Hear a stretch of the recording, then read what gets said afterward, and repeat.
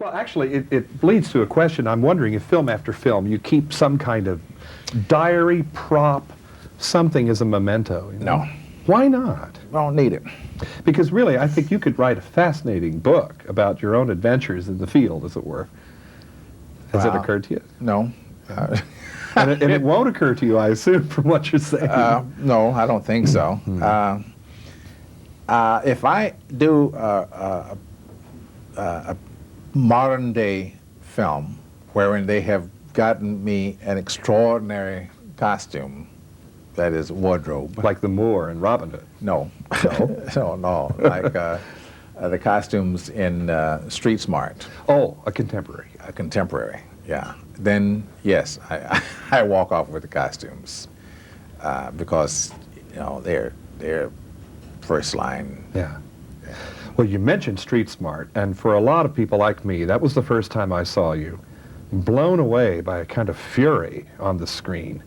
Take me back to that time, or shortly before, when maybe a career like you have now was the last thing in the world you were expecting. Was there such a time?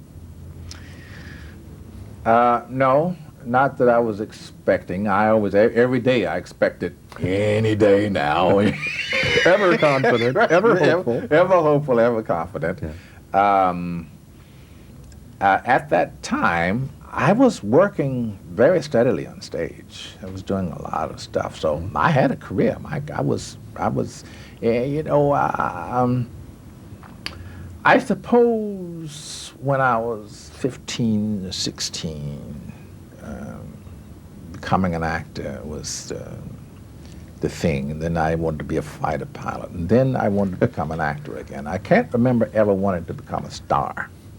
I just always wanted to be a working actor. Well, Dustin Hoffman once said that when he became a star, it was like plummeting to stardom, that maybe he feared losing the kinds of individual parts he had had as a supporting player. It's always the way.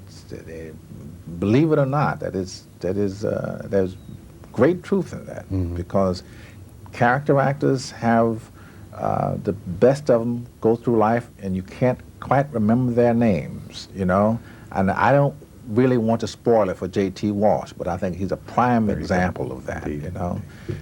People say, well, that guy, I saw him in so-and-so, and the name won't come to him because the character actor's background, and he's so good at it that he just moves through it, and you were extraordinary, but you're not. Well, you're one of the few leading men who can say the same thing.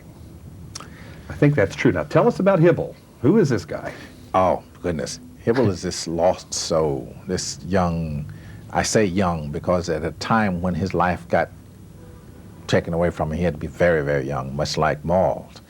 And he just never developed as a person. He was always a victim. And when he finally wound up hooked to Mrs. Allworthy, she became everything, you know. You're really bound to her. Bound to her in every way you can think of. And emotionally, too. Emotionally, sure. Even more emotionally than the fact that she had this physical power over him. In other words, the ability to point him out to the authorities and have his life completely snuffed like that.